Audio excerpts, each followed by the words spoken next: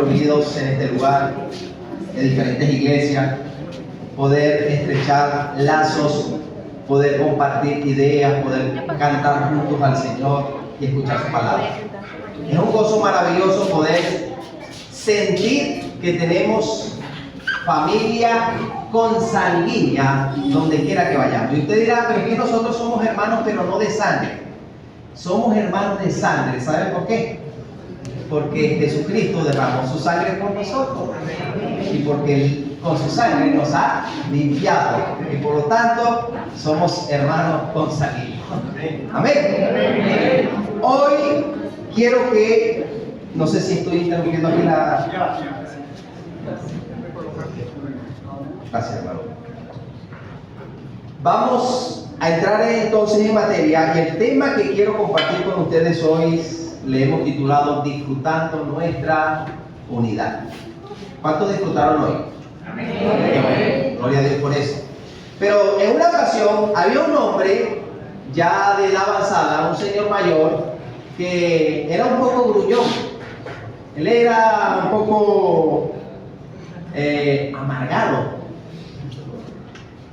Y tenía unos nietos muy tremendos, de esos que son chiquiticos y con la cabeza grande, de esos niños así. Yo no sé por qué, pero esos son los más tremendos. Pero tenía unos nietos muy tremendos, muy inquietos. Ok, hermano, gracias. Muy inquietos, muy tremendos. Y él estaba recostado en el sofá durmiendo y él usaba bigote. Y los nietos, por maldad, fueron y buscaron un queso de año y le echaron en el bigote. Él estaba dormido allí, él no se dio cuenta. Cuando él se levantó, este lugar apesta, dijo, bravo. Y se paró todo dormido y fue a la cocina. Esta cocina apesta. Y fue al cuarto y dijo, este cuarto apesta. Aquí no se puede vivir. Y salió bravo, enojado a la casa y se paró al frente de la casa. Este mundo apesta. Todo apestaba para él. Pero el problema no era el mundo. El problema era lo que él tenía en el bigote. Así que yo espero que usted, mi querido hermano, no esté diciendo la iglesia apesta. Y quizás usted dirá, hermano, pero jamás voy a decir yo eso. Con nuestras palabras no lo decimos, pero quizás con nuestras actitudes sí. Muchas veces no estamos en la iglesia a gusto, o no estamos a gusto con la iglesia. Actualmente vemos personas quejándose de la iglesia en general, o las decisiones tomadas por los líderes de la iglesia. Otra más allá, deciden separarse, o incluso algunos hermanos dentro de la iglesia son indiferentes. La verdad, hermanos, es que no están disfrutando de nuestra unidad. Están reflexionando, ¿no? Porque quedaron callados. Pensé que iban a decir amén. Muchas veces no estamos disfrutando de esa unidad. Y por eso, ir a la iglesia me cuesta. Abrazar a mi hermano me cuesta. La iglesia no apesta, porque la iglesia tiene el olor de la sangre de Jesús. Amén. Hermanos, quizás esto es un poco fuerte para nuestros oídos, pero esto podría ser una descripción de una persona que no es creyente. Por ejemplo, en 1 de Juan capítulo 2, versículo 9, dice el apóstol lo siguiente. 1 de Juan 2:9 dice de la siguiente manera: el que dice que está en luz y aborrece a su hermano, está todavía en...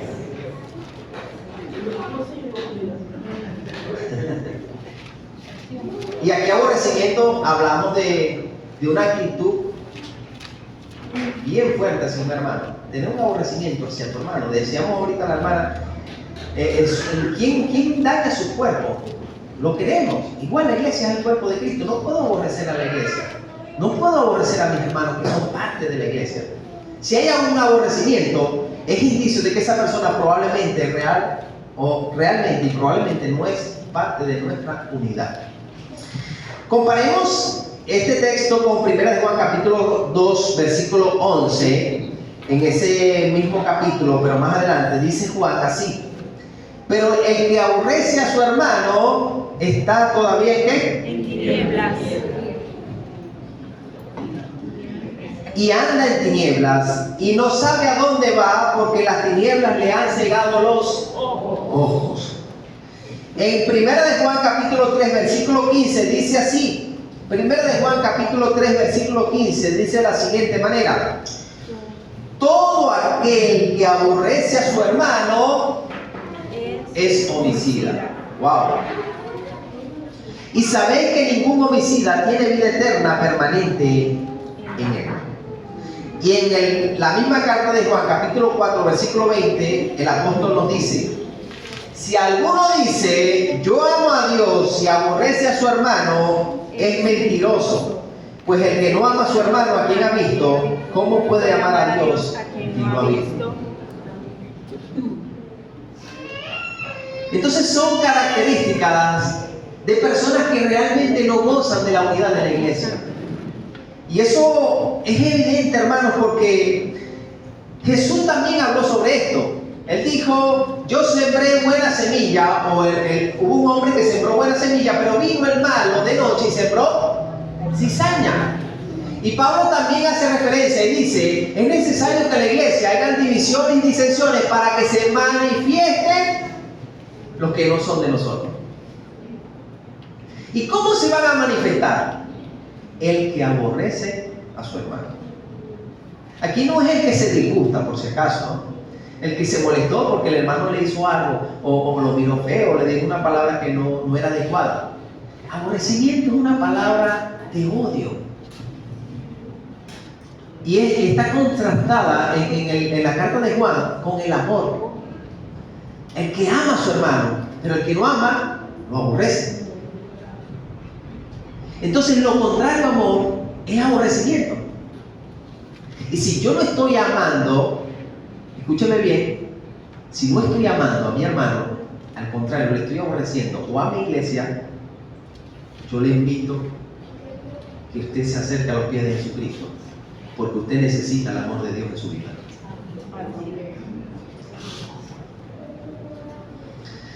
También vemos, mis hermanos, los proyectos como iglesia y esfuerzo por llevar el mensaje que otros miembros no apoyan. Eso habla también que no hay unidad. ¿Y por qué? Nos preguntamos. ¿Por qué no lo apoyan? Tenemos dos grupos. O es o no es. Pero supongamos que no sea. Está en la iglesia, está con nosotros, pero no es de nosotros. Estas personas pueden ser descritos como inconversos. En 1 de Juan 2, 15 al 17 nos dice el apóstol lo siguiente. 1 de Juan 2, 15 al 17 nos dice lo siguiente: no améis al mundo, ni las cosas que están en el mundo. Si alguno ama al mundo, el amor del Padre no está en él. Porque todo lo que hay en el mundo, los deseos de la carne, los deseos de los ojos y la vanagloria de la vida, no provienen del Padre sino del mundo. Y el mundo pasa y sus deseos, pero el que hace la voluntad de Dios permanece Para siempre. Cuando hablamos de no amar al mundo, no se está refiriendo a las personas, se está refiriendo al sistema que envuelve este mundo, que va contrario a la voluntad de Dios. Y si en mi vida hay pensamientos sobre vanagloria de este mundo, sobre los deseos de la carne, sobre los deseos de los ojos, y sé que como cristianos tenemos esos pensamientos, pero el que no es creyente se deja arropar por eso. Por eso es que no le interesan los proyectos de la iglesia, por eso es que no se anima en los proyectos de la iglesia. Porque él tiene su amor en el mundo. Y el mundo pasa y sus deseos, pero el que hace la voluntad de Dios permanece para siempre. El mismo Jesucristo, hermanos, entonces también vimos que nos dio esa descripción, ¿no? Él sembró buena semilla, pero vino el malo y sembró la mala semilla. Estos textos que les acabo de dar, hermanos, demuestran claramente que hay una oposición por parte ajenas a la iglesia, pero que están también encubiertos entre nosotros. Pero ahora les quiero preguntar, ¿por qué divisiones? ¿Por qué quejas? ¿Por qué disensión? ¿Por qué disgusto dentro de los escogidos de Dios? ¿Esto sería normal? No. ¿Ah? ¿Sí? No. Por eso, hermanos, hoy les voy a dar dos recomendaciones para disfrutar de nuestra unidad. Dos recomendaciones para que disfrutemos de nuestra unidad. Primer lugar, para que como iglesia seamos unidas, tenemos que entender que Cristo es nuestra unidad. Por ahí debemos comenzar. Cristo es nuestra unidad.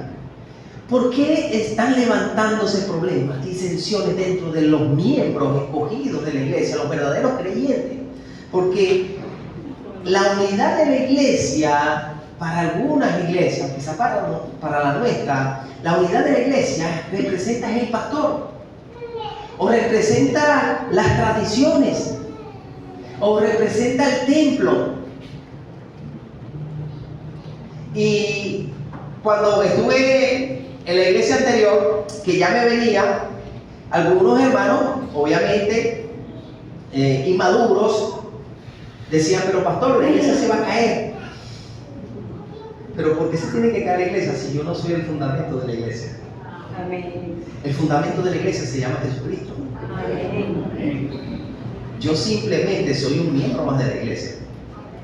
Cuando entendamos esta gran verdad, vamos a poder cimentarnos, fortalecernos, porque entendemos que todo lo que se hable de unidad en la iglesia es gracias a nuestro Señor Jesucristo. Vaya a su Biblia y vamos a leer Efesios capítulo 2, versículo 13 al 15. Esto nos va a decir una gran verdad. Efesios 2, 13 al 15 dice de la siguiente manera la palabra de Dios.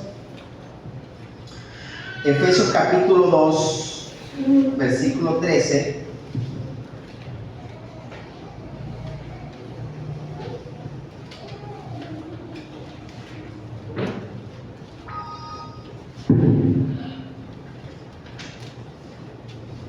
Si lo tienen, dicen amén. Amén. Yo no puedo decir amén todavía.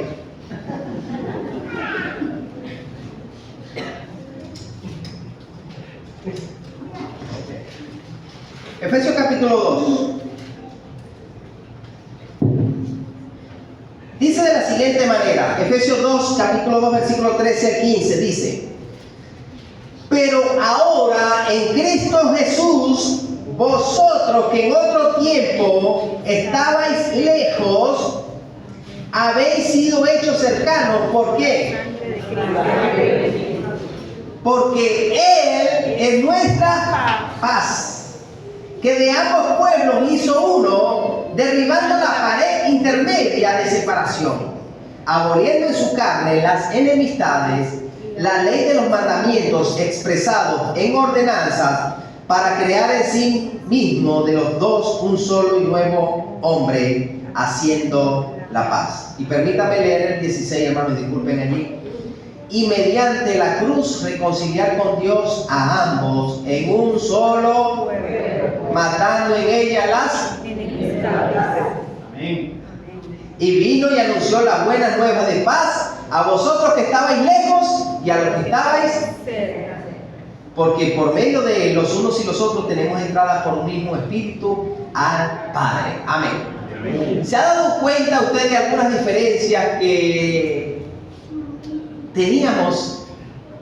En este caso, Pablo hablando en relación a los judíos y los gentiles. Pero las semejanzas que ahora tenemos para ser uno en Cristo. La iglesia es una unidad en esencia. Y eso es lo que quiero que entendamos, hermano. Cuando Jesucristo oró la oración sacerdotal en Juan 17, Él dijo: Padre, yo ruego para que ellos sean uno. Y no dijo: Padre, yo ruego para que ellos tengan unidad. Porque si tenemos algo, al fin y al cabo lo podemos dejar. ¿Sí o no? Lo podemos regalar, lo podemos perder. Pero lo que yo soy es otra cosa diferente. Así que Jesús estaba orando para una unidad en esencia. Él dijo: Padre, yo quiero que sean uno como tú y yo somos uno. Ahí está el ejemplo. Pero para que eso fuese posible, Cristo tuvo que venir a derramar su sangre por algunas personas que estaban destinadas por el Señor. Ahora fíjense, ¿no? Hay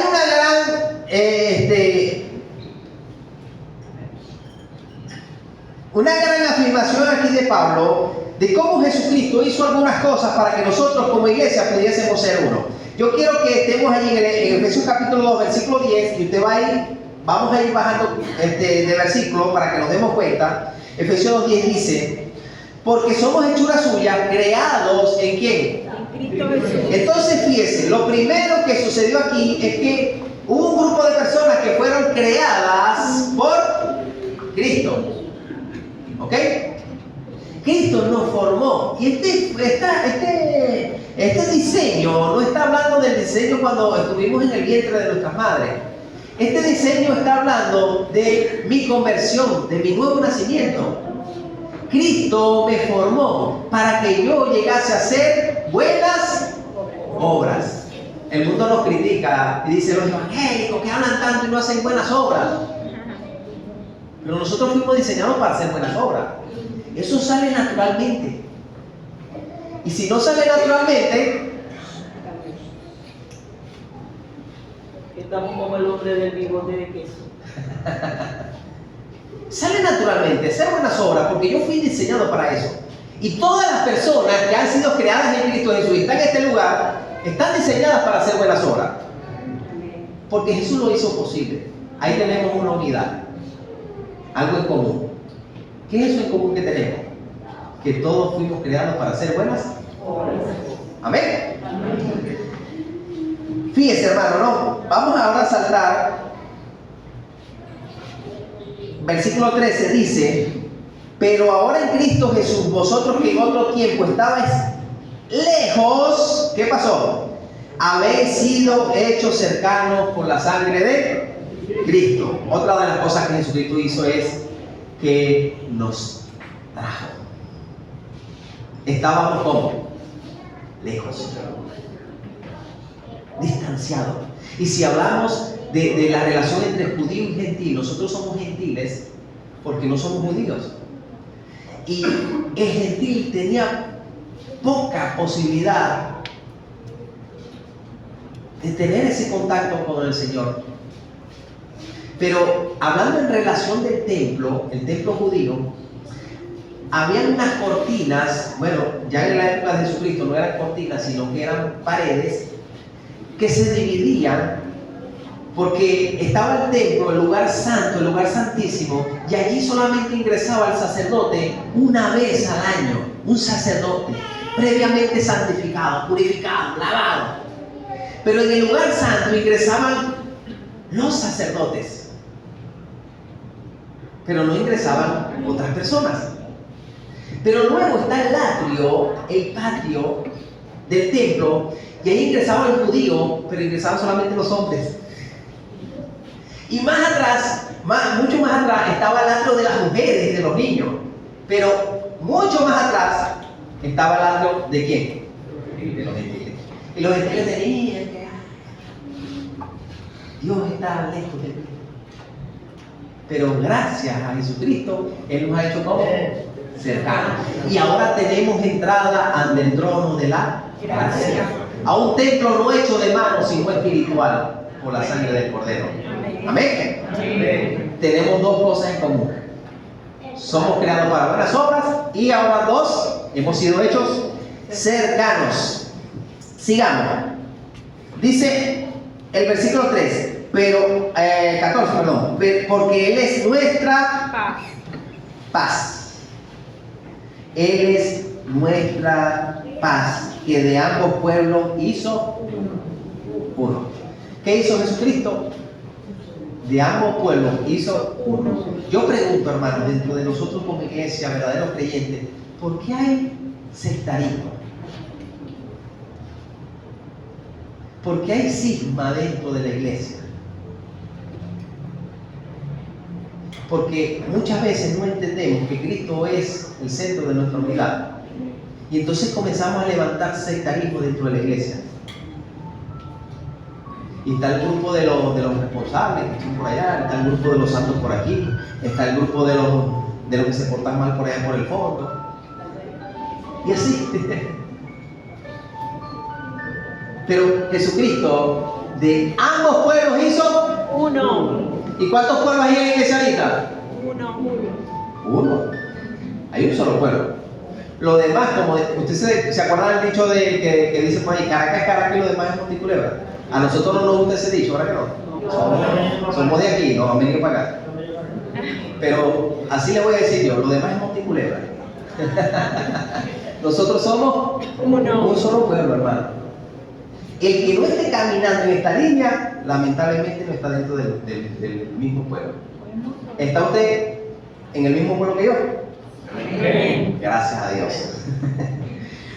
Muy bien.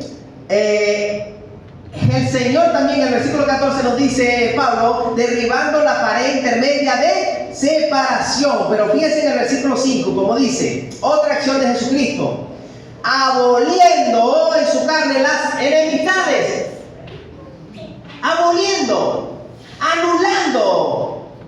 Y aquí Pablo nos dice que anuló dos cosas, las enemistades y la ley de los mandamientos expresados en ordenanza.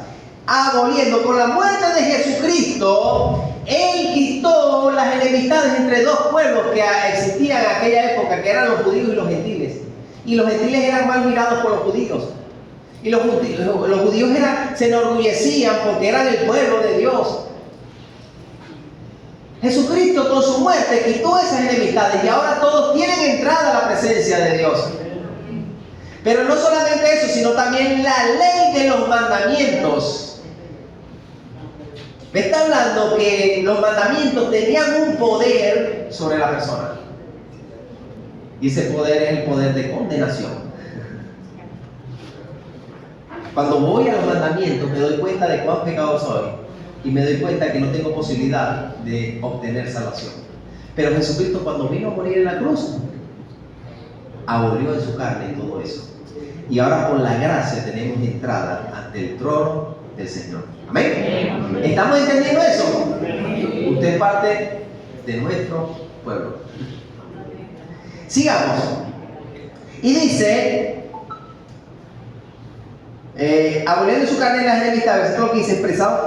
Dice, para crear en sí mismo de los dos un solo y nuevo hombre, haciendo la paz. Un solo y nuevo hombre. Y el 16 dice, mediante la cruz reconciliar con Dios a ambos en un solo cuerpo, matando en ella las enemistades. Y el 17 dice, vino y anunció las buenas nuevas de paz a vosotros que estabais lejos y a los que estaban cerca. Se está diciendo Pablo, a los que estaban lejos, a los gentiles se le anunció la palabra de Dios, el evangelio, pero también a los judíos también se le anunció el evangelio. Esto quiere decir, hermano, escúcheme bien, que tanto judíos como gentiles, si quieren pertenecer al pueblo de Dios, tienen que escuchar las buenas nuevas de salvación. ¿Me está entendiendo? Porque de dos pueblos hizo uno. Estamos entendiendo esto. Jesucristo fue el que hizo posible que nosotros estuviésemos aquí. Jesucristo fue el que hizo posible que nosotros tuviésemos entrada a la presencia de Dios. Y ahora en Efesios, Pablo, en el capítulo 4, fíjese, en el capítulo 4, versículo 4 en adelante nos habla nos está hablando también de la unidad, y nos dice en el versículo 4 en adelante que nosotros tenemos un cuerpo y un espíritu, como también fuisteis llamados, en una misma esperanza, un Señor, una fe, un bautismo, un Dios y Padre de todos, el cual es sobre todos y por todos y en todos. Nadie tiene el espíritu más que yo, ni yo tengo una unción más que usted. Que yo tengo una relación más estrecha con Dios porque la practico es otra cosa. Pero usted y yo fuimos bautizados en un mismo bautismo. Usted y yo sigue al mismo Señor. Y si el Señor me jala las orejas a mí, también se las tiene que jalar a usted. Si el Señor me felicita a mí, a usted también. Porque somos un cuerpo. Amén. Y para terminar, Efesios capítulo 2, hermanos, dice que Él nos anunció la buena nueva, pero en el versículo 20 nos dice, edificado sobre el fundamento de ¿quiénes? De los Apóstoles y profetas. Aquí nos dice, no sé si usted está, a veces ha leído mal o por leer rápido, leyó así, edificándonos sobre el fundamento de los apóstoles. Como si nos estuviésemos construyendo en el fundamento de los apóstoles. Dice edificados. Como que, ya yo los edifiqué aquí, en este fundamento. No hay otro. ¿Cuál es el fundamento? Dígame usted. Cristo. ¿Ah? Cristo. Léame la Biblia, lo que estamos leyendo ahí, versículo 20. Fundamento de los apóstoles Ajá. y profetas. No, ¿cuál es el fundamento? Los apóstoles Y profetas. ¿Y quién es la principal piedra del ángulo? Jesucristo. En ese fundamento. Lo que los apóstoles dijeron, eso es amén. Así usted no le gusta. Porque yo una vez escuché por allá a una hermana que, bueno, como Pablo escribió, hablo yo como hombre. Y bueno, él dijo, no, lo que pasa es que Pablo estaba hablando palabras y no habló del Señor. Pero él es apóstol. Pablo es el apóstol. Entonces hay otras iglesias por ahí que para tener autoridad, líderes de iglesia, dicen, bueno, ahora nosotros somos una iglesia apostólica. Porque yo quiero tener autoridad. Y usted sabe lo que dice el apóstol es amén. Pero eso no es el sentido de lo que está diciendo aquí.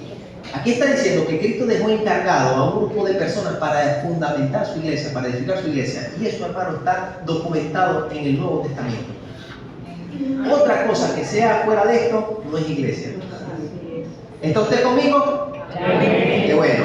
Entonces, estamos entendiendo que para poder disfrutar de nuestra unidad tenemos que entender esta gran verdad. Entender que Cristo es el que nos une. No es el pastor, no son las tradiciones. No son los diáconos, no son las amistades que tengo en la iglesia. Sino es Cristo, que yo vengo es porque Cristo es el que me trajo. Yo vengo a adorar a Cristo, yo vengo a exaltar a Cristo. No vengo a complacer a otro hombre, vengo a exaltar a Cristo. Y cuando entiendo esa gran verdad, que eres el fundamento, yo me voy a solidificar en ese fundamento y allí nadie me va a mover. Y todas las personas que estén fundamentadas allí van a ser una con el Señor, porque Él es el que nos une. Por eso Jesucristo dijo que cualquiera pues que me oye estas palabras y les compararé a un hombre que prudente, que edificó su casa sobre, ¿y quién es la roca? Ahora, sustituyamos la palabra de hombre por iglesia. Cualquier iglesia que me oye y hace esta palabra y las hace, le compararé a una iglesia prudente que edificó su casa sobre Cristo.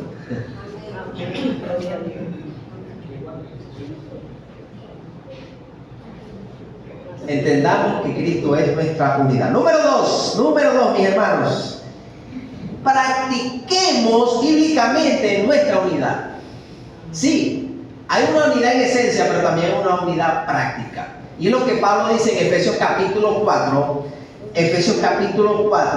versículo 3, y dice así, Efesios 4:3 dice Pablo, solícitos o diligentes, prontos en guardar la unidad del Espíritu en el vínculo de la paz. Guardarla, no fabricarla, no hacerla, ya está hecha. Lo que tienes que mantenerte allí, es practicarla. Sé diligente. Y ahí es donde va Pablo, vamos a otro texto de Efesios, cuando dice Pablo, no se ponga el sol sobre vuestro enojo. Entonces aquí es donde tenemos problemas nosotros como iglesia. En la parte práctica. Y entonces aquí es donde no estamos disfrutando la unidad. Porque sí estamos en Cristo, pero no estamos viviendo de acuerdo a lo que Él nos enseñó. Y en la parte práctica fallamos. Hermanos, mire, vamos a ubicarnos en el Filipenses capítulo 1, versículo 27, para seguir fundamentando esta gran verdad. En Filipenses capítulo 1, versículo 27, dice de la siguiente manera.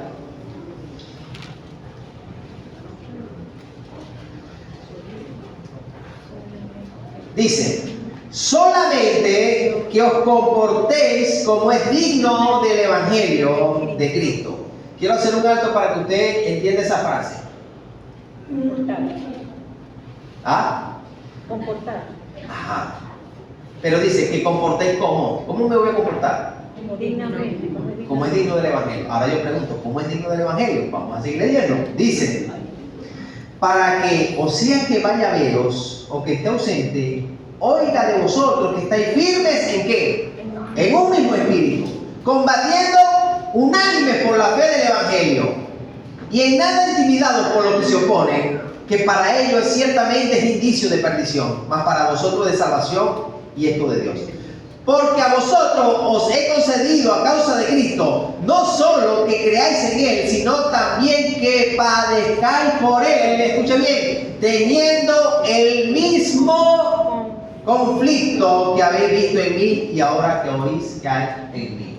La palabra un mismo, el mismo, se está repitiendo allí, ¿verdad que sí? Es importante entonces.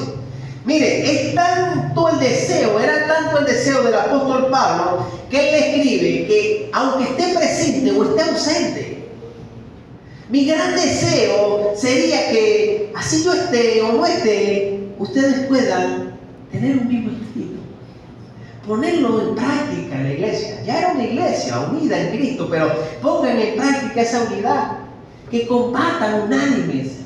Es decir, que cada proyecto de la iglesia, todos estén allí concentrados, apoyando, eso se llama unidad.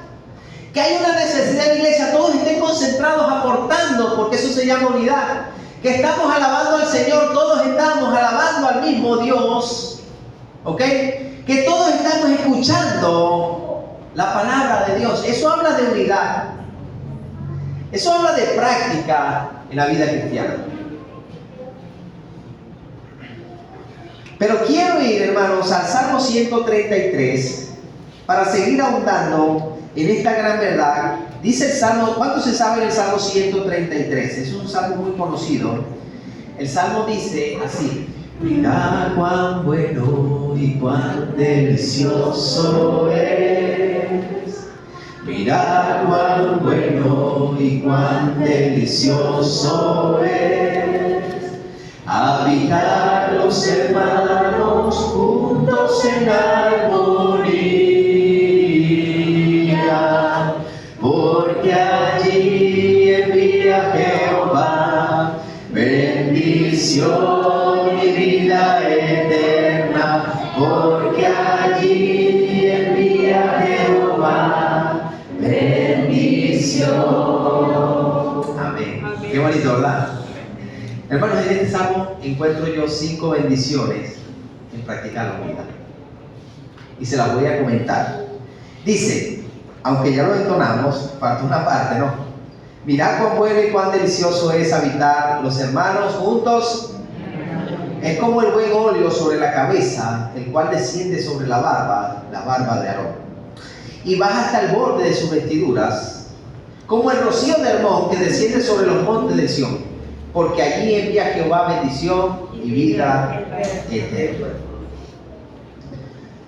El salmista escribe y dice: mirad, fíjense, vean cuán bueno y cuán delicioso es. Yo quiero hacer una pregunta. Cuando ustedes vinieron aquí, ¿desayunaron? ¿Ah? No. Eso no fue nada delicioso. Los que desayunaron, ¿estaba delicioso? Ahora yo quiero hacer la siguiente pregunta: ¿qué diferencia hay entre bueno y delicioso? Aunque los salmos están llenos de paralelismo, pero entendamos la diferencia en esto. Si yo me voy a comer un aguacate, sabroso el aguacate, no voy a poner el aguacate porque es muy sabroso. Me voy a comer una sábila. Es buena para el organismo, pero no es deliciosa. Ah, ¿y si me como una hamburguesa? Es deliciosa, pero no es buena. Es deliciosa, pero no es buena. Una parrillita sí es deliciosa y buena. Ah, una parrillita es deliciosa y es buena. Amén. ¿Qué más es delicioso y bueno? Habitar juntos en armonía. Amén. Mire, voy a tomar el ejemplo del hermano Alijo, cuando pasa y están haciendo parrilla. Solo transporta, mire, pero eso yo no sé. Queda. Sí. Y cuando ese plato allí de pollo, de lomito,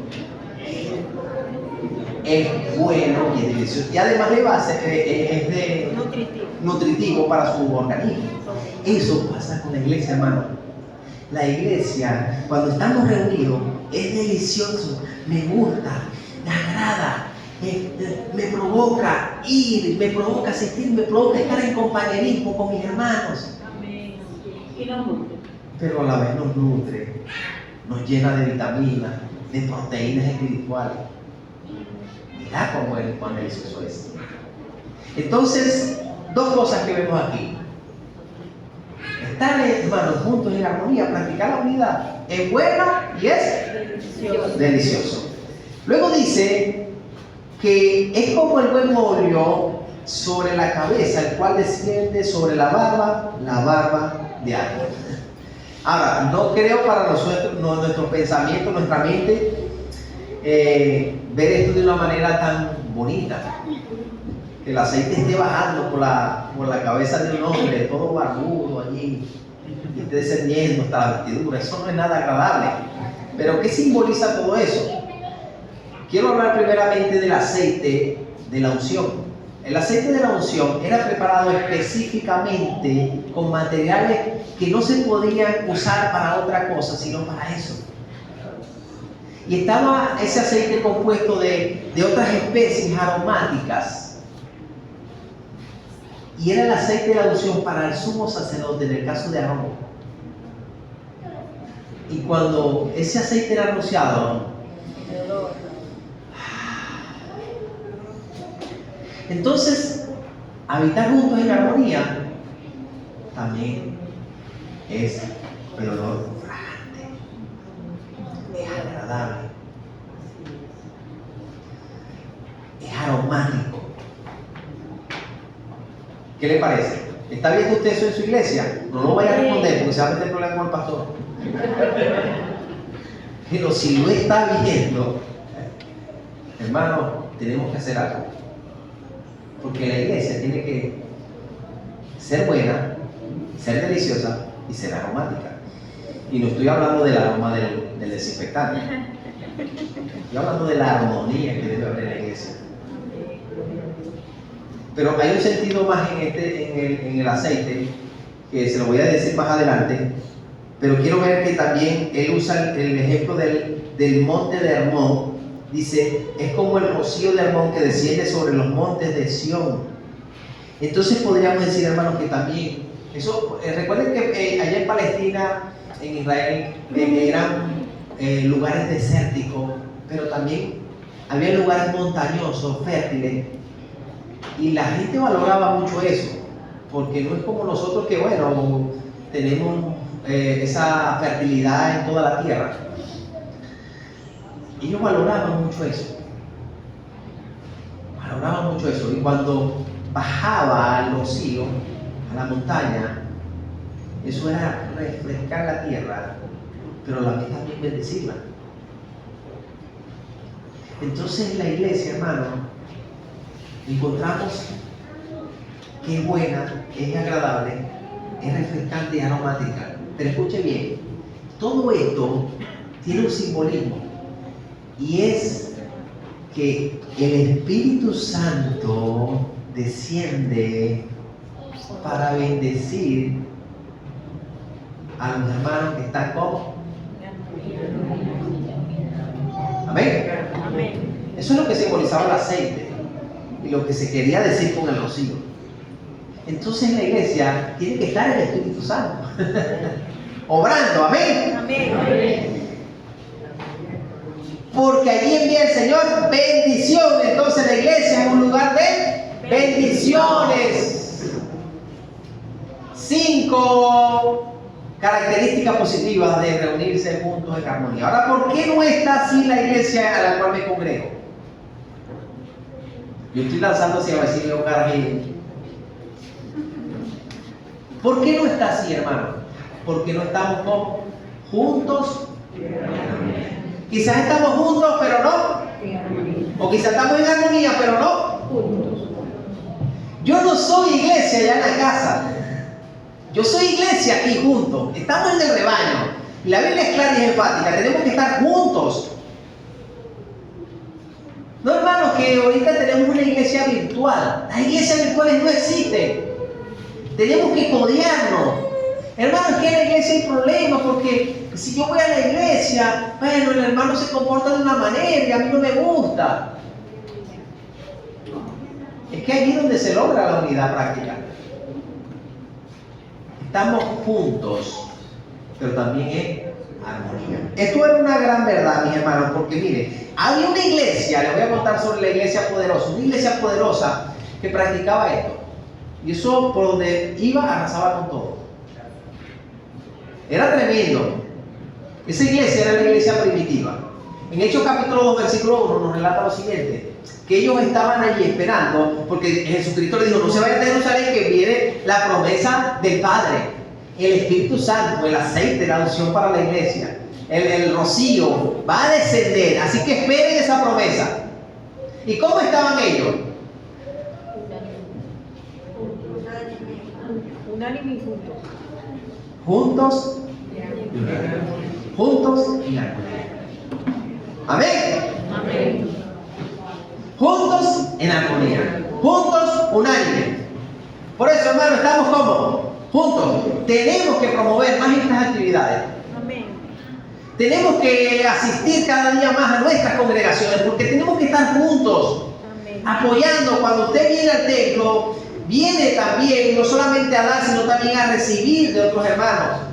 Y yo también vengo a dar bendición a mi hermano que viene. Pero quizás nuestra mentalidad es, yo voy a recibir bendición a través del pastor, pero no entiendo que yo también voy a dar bendiciones de la iglesia. Y que también voy a recibir bendiciones de mi hermano que está a mi lado. Amén. Lo que pasa es que estamos juntos, pero no estamos en armonía. Por eso no recibo bendición de mi hermano. Sino que recibo son malas noticias y otras cosas.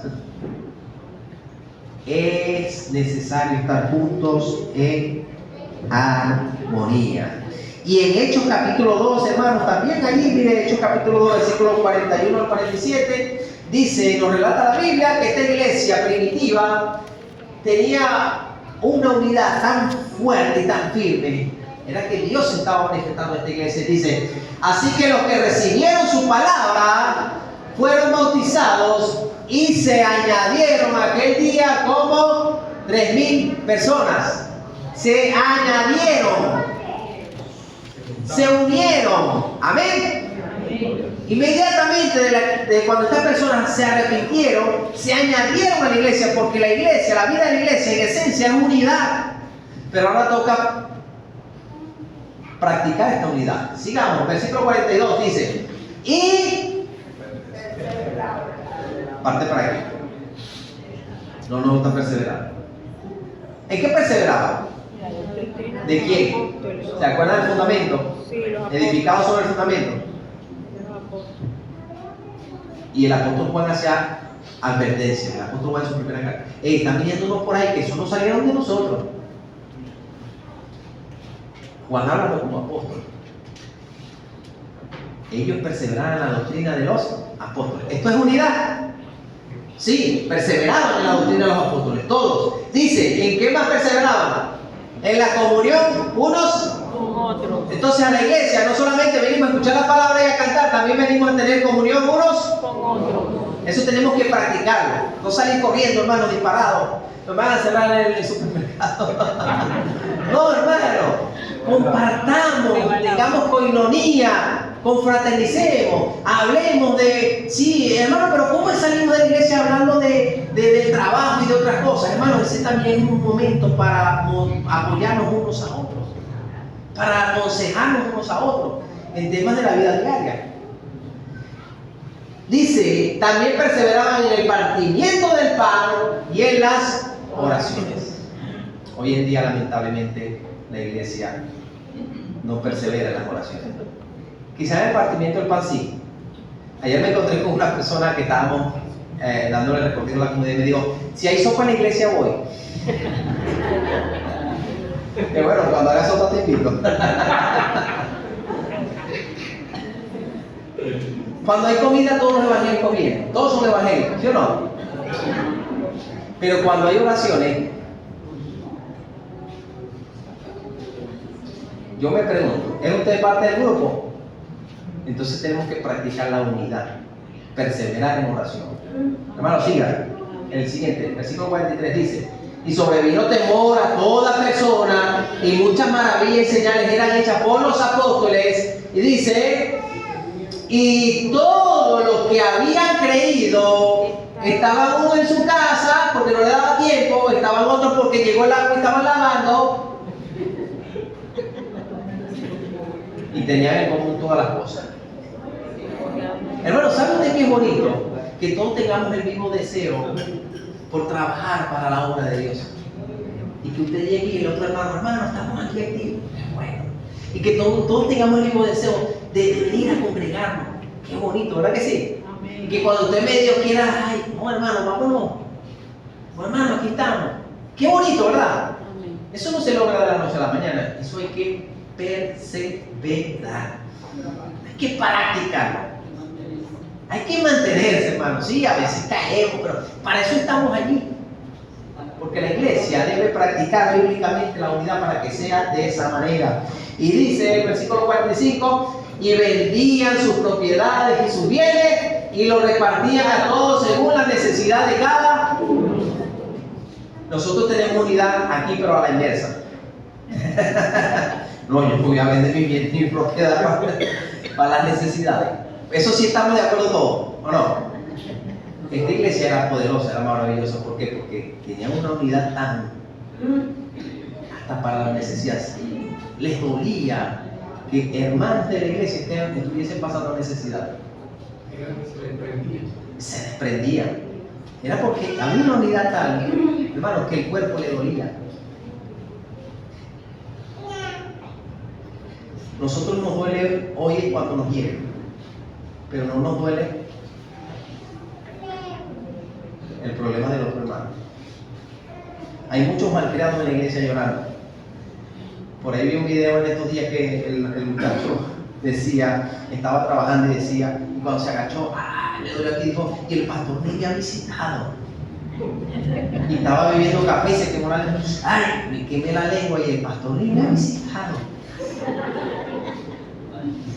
Y por allá estaba con un examen y me rasparon y el pastor ni me ha llamado. Y el hombre, bueno, así va sacando puras cosas. Es que hay llorones en la iglesia, hermano. Estamos pendientes de lo que me dan, pero no estoy pendiente de motivar, de cultivar esa unidad dentro de la iglesia. Y de apoyar a otros, de que me duele el cuerpo de Cristo, me duele que la hermana no vino hoy, que el hermano no vino hoy, me duele que el hermano está pasando una necesidad difícil, porque somos un solo cuerpo. Y versículo 45, 46 dice, y luego otra vez perseverando, fíjese, aquí la palabra se une, y quiero hacer la observación, hermanos, que Lucas era un gran escritor, y de paso estaba inspirado por el Espíritu Santo, y no es casualidad, dice, perseverando unánimes. La unidad tiene que ser perseverante, ¿sí? Tenemos que estar allí. Dice, cada día, no una vez a la semana, en el templo, y partiendo el pan en las casas, comían juntos con alegría y sencillez de corazón. Hermanos, si queremos hacer actividades como cristianos, de compartir, yo estoy a la orden, hermano. De hecho, canto cumpleaños de gratis. No, pero ¿sabe qué es bonito y qué es bello? Poder compartir y confraternizar como hermanos. Porque hay que practicar la unidad. Primero, hermano, entendemos que Jesucristo es nuestra unidad. Y dos, tenemos que practicar bíblicamente nuestra unidad. estar juntos en armonía. Por eso Pablo da mandamientos en su carta y dice, perdonarnos unos A los otros. Efesios capítulo 4, que habla de la unidad, dice, soportando unos. ¿Dijimos que iba a ser fácil? No. No. Y menos con personas como yo. No, tienen que aprender a soportarme y a perdonarme, a tenerme paciencia, a tener longanimidad. No es fácil, pero como yo tengo un compromiso, porque somos unidos, voy a perseverar y mantener la unidad. Queremos disfrutar de nuestra iglesia, de nuestra unidad. Hermanos, entendamos que Cristo es nuestra unidad. Y practiquemos bíblicamente, como lo dice la Biblia, nuestra unidad. Imagínense usted donde una iglesia sea tan bonita, lleno de gozo, hermano, atendiendo, trabajando, donde velemos por las necesidades de cada uno. ¿Se imagina una iglesia así? Bueno, hermano, tenemos que comenzar por aquí, tiene que comenzar por ti mismo.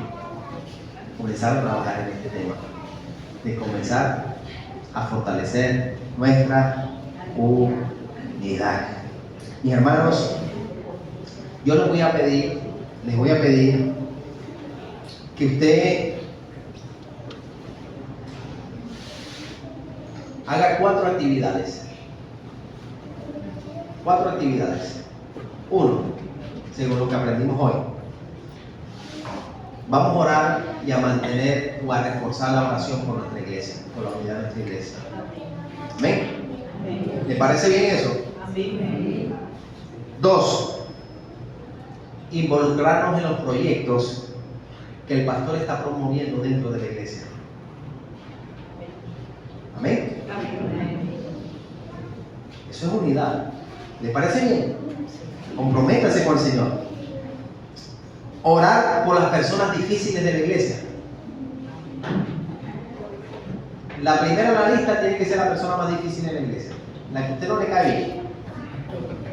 Esa debe ser la primera persona por la cual usted debe orar. Orar por los que os persiguen y os ultrajan. ¿Verdad que sí? Ore por ellos. Pida que el Señor le ayude, que puedan mantener esa unidad dentro de la iglesia. Y número 4, hermanos, yo le pido que sigamos haciendo esta reunión bonita que estamos haciendo, que comenzamos hoy a hacer aquí, para que sigamos fortaleciendo y edificándonos uno a otro. ¿Le parece bien? Amén. Vamos a orar para que esto quede concluido. Señor, gracias te damos por tu palabra. Gracias porque tú eres bueno, Señor, con nosotros. Gracias porque nos has dado la entrada en tu presencia. Gracias porque nos has rociado con tu sangre preciosa y nos has lavado de todo pecado. Señor, estamos aquí personas pecadoras. Estamos aquí personas, Señor, que te hemos fallado, pero que hemos sido lavadas con tu sangre preciosa. Y eso te lo agradecemos. Asimismo te pedimos, Señor Dios bendito y glorioso, que nos motives a practicar la unidad dentro de nuestra iglesia. A partir de hoy, Señor, queremos orar por la unidad de nuestra iglesia. Queremos orar por esas personas esos hermanos difíciles dentro de la iglesia, por aquel hermano que hemos tenido inconvenientes. Vamos a orar por ellos. Te lo pido, Dios. En el nombre de Jesús.